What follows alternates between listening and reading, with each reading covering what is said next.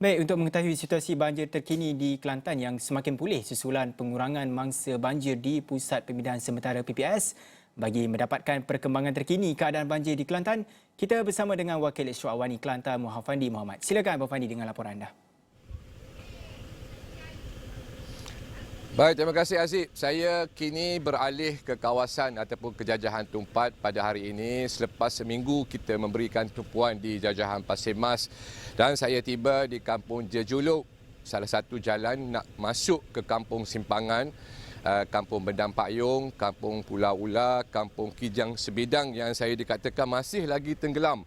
Di belakang ni, di tempat ni, di jalan ini, jalan memasuki kampung tersebut dijadikan port ataupun pengkalan untuk bot-bot dan juga perahu membawa bekalan makanan, membawa penumpang keluar daripada kawasan tersebut dan juga menjadi stesen pengangkutan untuk bot masuk ke kawasan kampung Simpangan, kampung Kijang Sebidang dan sebagainya. Saya dah maklumkan semalam keadaan airnya agak tinggi. Hari ini, pagi ini mulai surut sedikit namun masih belum boleh dimasuki oleh sebarang kenderaan melalui jalan ini. Hanya bot dan juga perahu yang merupakan pengangkutan utama untuk memasuki kawasan kampung Kijang Sebidang, kampung Pulau Ula, kampung Bendang Pakyong. Dan untuk makluman setakat ini, jumlah mangsa banjir yang masih berlindung di Pusat Pemindahan Sementara masih lagi mencatatkan angka lebih daripada 6,000 yang berlindung di 24 buah Pusat Pemindahan Sementara, membabitkan 1,988 keluarga. Dan setakat ini juga daerah ataupun jajahan Pasir Mas masih lagi terjejas teruk diikuti dengan Tumpat. Sebenarnya Tumpat mempunyai lebih 2,400 mangsa banjir yang berlindung di Pusat Pemindahan Sementara dan dua lagi daerah yang semakin pulih iaitu Kuala Kerai dan juga Jeli. Walau bagaimanapun masih lagi merekodkan jumlah mangsa banjir yang agak tinggi berlindung di Pusat Pemindahan Sementara. Dan seperti yang dimaklumkan oleh Kementerian Pendidikan Malaysia, sekolah di Pantai Timur akan memulakan sesi persekolahan selepas cuti penggal akhir, yang mana sesi persekolahan di negeri Kelantan akan bermula pada Selasa ini.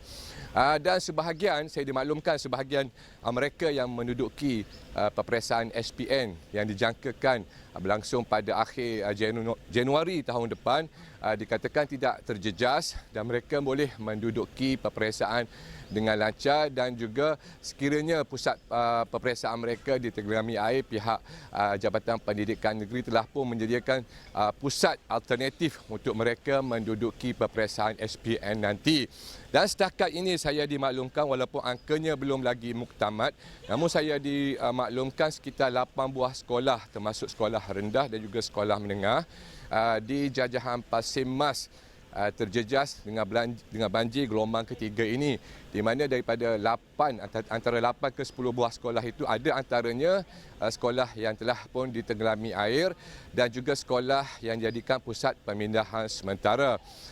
Saya ingin mendapatkan maklumat lengkap dan perinciannya berhubung SOP dan juga bagaimana JPN sesi permulaan sekolah selepas cuti ini di sekolah yang terjejas banjir itu. Namun setakat ini pihak Jabatan Pendidikan Negeri Kelantan belum lagi mengeluarkan sebarang kenyataan.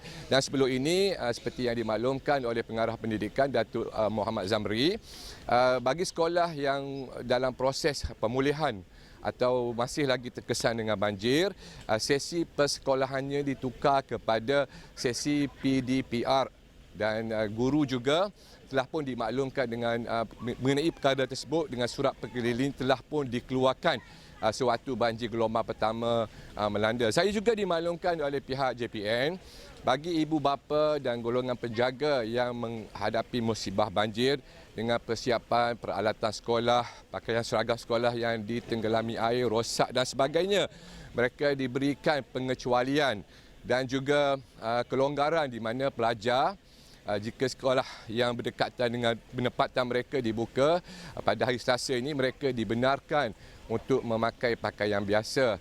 Namun pakaian tersebut kenalah sopan.